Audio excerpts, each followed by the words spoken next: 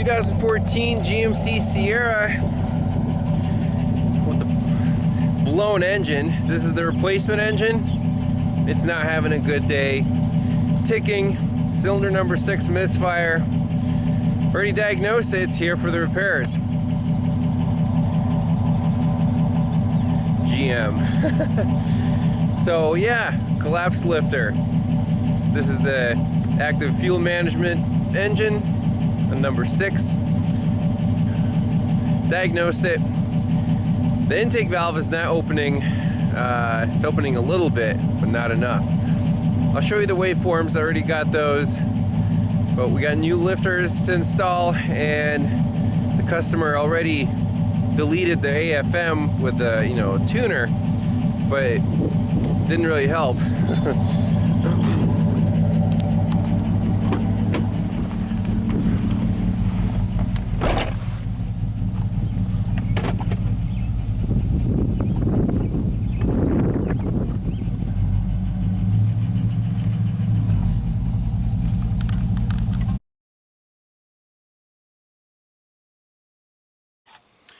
Alright, so let's look at the waveforms, in-cylinder pressure waveforms on this 2014 GMC Sierra. So I did the diagnosis before the customer brought the truck to the shop for repairs, but it's really cool captures. So, and I'll post a link in the description to the Google Drive file so you can follow along. Let's take a quick look. So this is in-cylinder. Cylinder number 6, which was setting the misfire code. Okay, so engine starts up, you can see the pressure goes high, and then it levels out at about 35 psi. This cylinder is not firing, the compression is too low. So right here where it levels off about 30 psi, let's take a look at the actual pattern.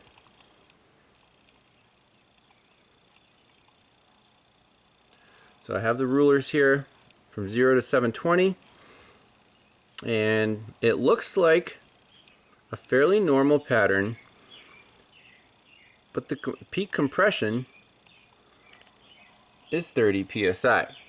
That seems very, very low. Look, there's the exhaust stroke, the sealing is good, there's no vacuum pocket. What is going on with this engine?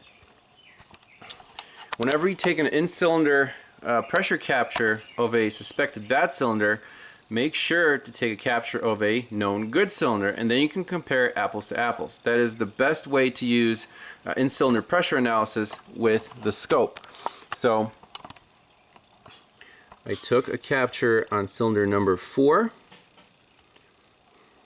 This is cylinder 4 good, and you can see a huge difference. So here the engine is idling. Peak compression is about 100 psi. Let's zoom in. Okay. So the waveform itself looks very similar to cylinder number 6, but the peak compression is 100 psi. This cylinder is running fine. So what do we suspect? The engine is ticking very loudly. We suspect a collapsed lifter, so one of the valves, either the intake or exhaust on cylinder number 6, is probably not opening, or opening just a little bit. If it was stuck closed, for example on a Ram Hemi engine that we featured in a previous video, you can see that there was, peak compression was 0 psi. The intake valve was completely closed all the time. Here, that's not quite the case. We have 30 psi, but the engine is not breathing on cylinder number 6. So on this waveform, can we tell which valve is not opening? Well, clearly, on cylinder number 4, the exhaust is perfectly fine. So we have atmosphere here during the whole exhaust stroke, then the exhaust valve closes. Question is, does the intake valve open? And how can we tell? So here, cylinders at TDC on the exhaust. So there's TDC, then 360 is TDC, and then the cylinder starts to come down. The exhaust valve should close, intake valve should open. What if the intake valve does not open? What do we expect? Well, we expect the cylinder to start pulling vacuum to a certain point, and look at the plateau here in vacuum. We're at minus 12 psi on cylinder number 6. Let's compare that to cylinder number 4. Okay, there is our cursor. We're at minus 7 psi, almost minus 8. Pretty substantial difference. So this is intake manifold vacuum. Intake valve is open, known good cylinder. Then it closes, and we start building compression. On cylinder 6, that cylinder, you can see the vacuum is very much greater, about 4 psi greater, or almost 5 psi greater than on cylinder number 4. And I think what's going on here, it's all the both valves are closed up until we get to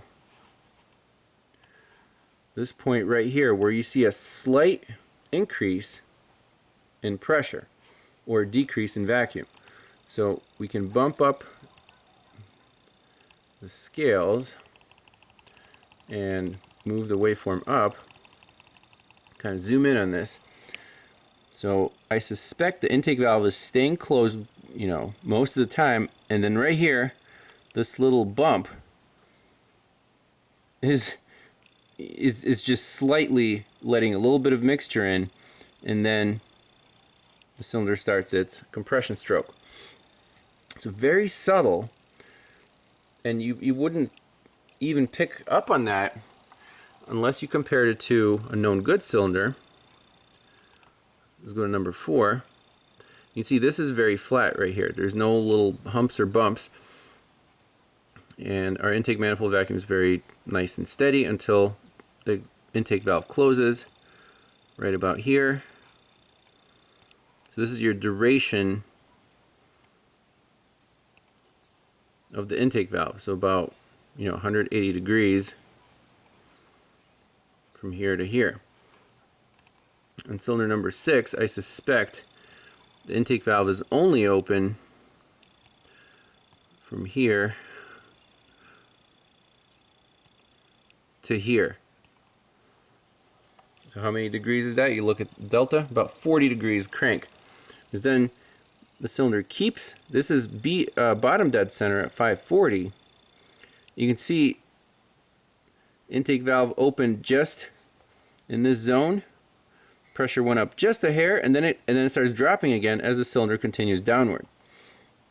So that's pretty crazy. This is your intake valve opening duration, 40 degrees versus 180. That's why cylinder number 6 is not firing. It just doesn't have enough mixture. I mean, the fuel injector is spraying, obviously, but it's not ingesting enough air. That's our problem. Obviously, the tick kind of gives away the collapsed lifter. So let's dig into this engine. Unfortunately, it was just replaced. This was the same truck where it blew up due to a tune, no rev limiter. The rod went through the block. So the customer provided that Junkyard engine. My friend Al, he installed it, and now about 1,000 miles later, it had the tick initially, but it was running fine, and now the tick is a lot worse and it's not running fine. Let's tear into it.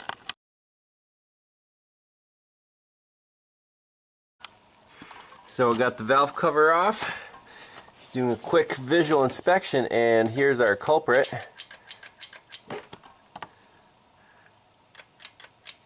Yeah, it's about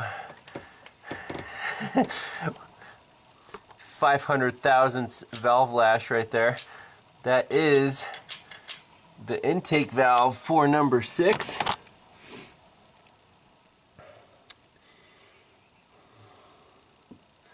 Very nice. So you can see that push rod is just hanging out. So we're definitely going after the right part.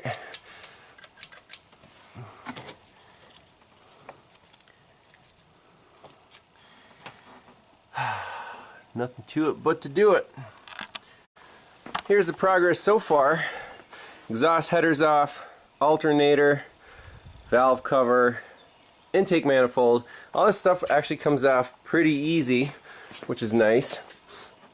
Right now I'm removing the rocker arms and push rods from this head. And a cool trick that actually Josiah from Blue Skies Mobile Auto Repair told me is just get a box and poke some holes in it, and then you can stack your push rods in order so you don't have to label them or get them messed up, because you want to put them back in the original spots. So pretty easy, just unscrew a rocker, and put it in the box, and take your push rod and just stick it in the next hole there.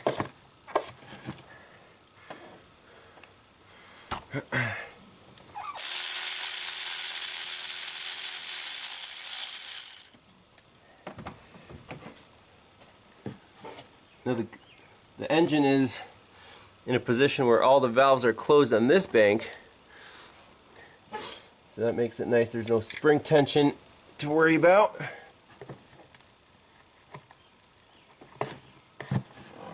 And one more.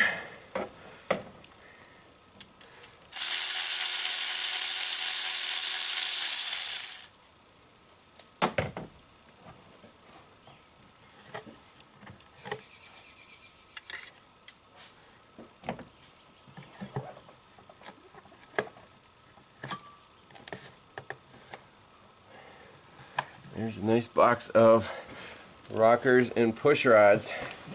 So now we're just about ready to tear off the cylinder head. I want to drain the coolant. Customer also wants me to replace the water pump. And this alternator bracket, I undid the bolt so it's free from the head. So hopefully they'll give us enough clearance to lift this thing up and out. Also, keep in mind this is direct injected, so we have to undo a couple of the fittings there, and the fuel rail and the injectors will come off with the head. There's the head, and here is our prize. I'll get the head gasket out of the way. You can see the some of the pistons are full of coolant, and that's normal. So we're going after cylinder number 6 intake valve, intake lifter. So we'll unscrew that retainer and replace these stupid lifters. Alright, here we go.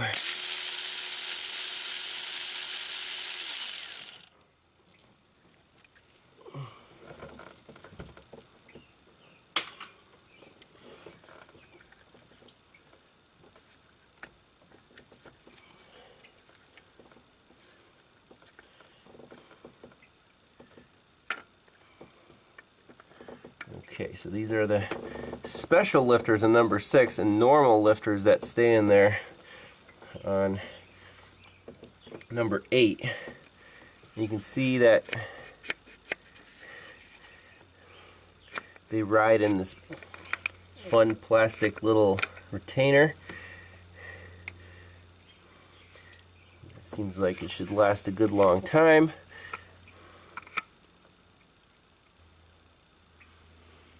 You also see that the rollers are fine, everything's fine. It's just that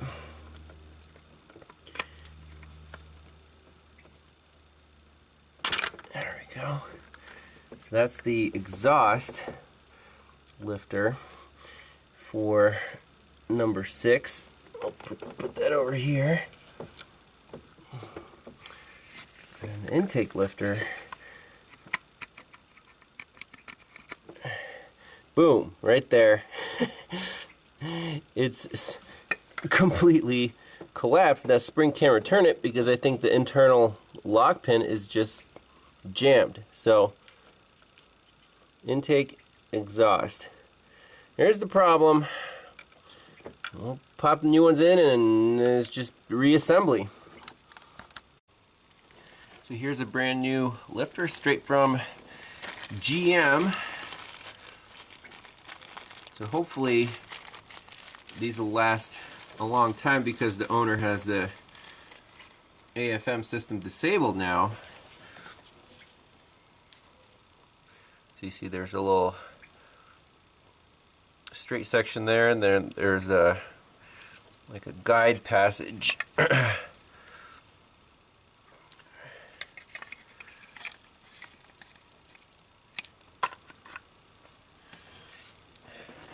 There we go.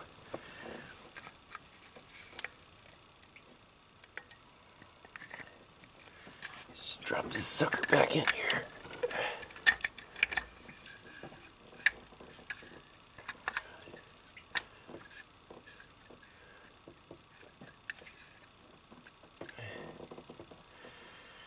And that's it.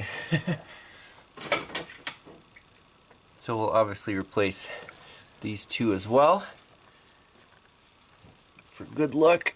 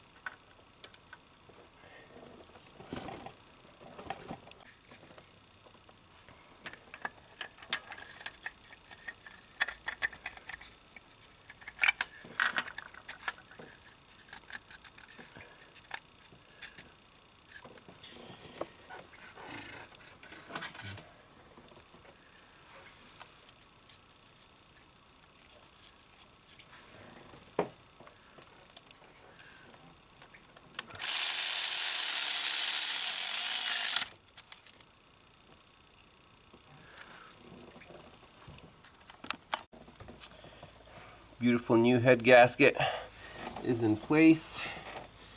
Let's see, carefully set this head on the block. Kind of grab it by the exhaust ports.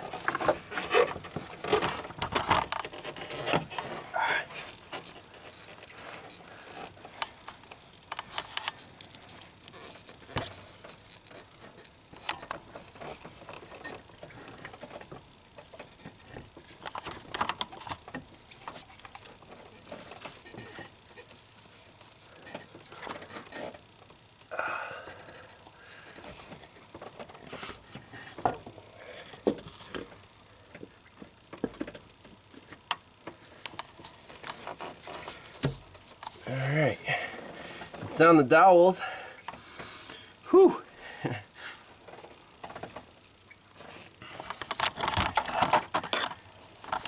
All that work to replace one collapsed lifter.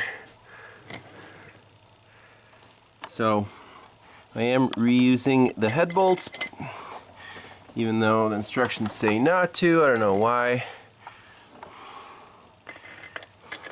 Probably torque to yield. But get this thing slapped back together and see how it runs. So with new bolts, instructions say 60 foot-pounds plus 90 plus 60. I torqued them to 60 foot-pounds and then 80 foot-pounds. That should be sufficient. They all torque very nicely, so happy with that. Let's put everything back together. Can't wait for this thing to run smooth. Moment of truth. Coolant's filled up. Didn't touch the oil. Let's just fire this baby up and see what happens. It's gonna be loud.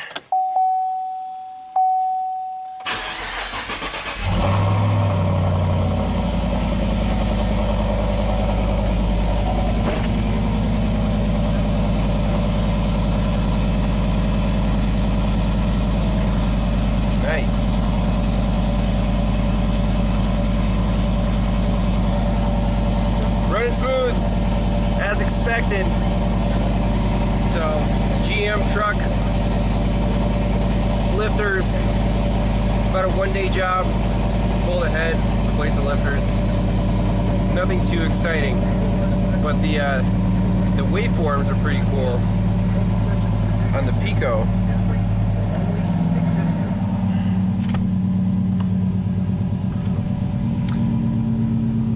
The cylinder number 6 with a collapsed lifter, that was pretty neat. So the intake valve was opening just a hair, and it was about, I think, 30 pounds of compression on that one.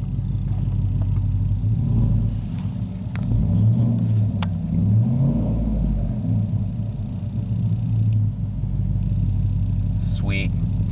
All right, thanks a lot for watching. We'll see you next time. Bye-bye.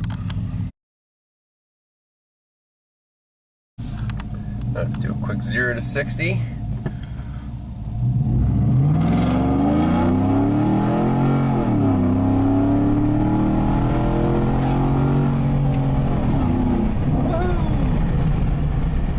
Not too bad.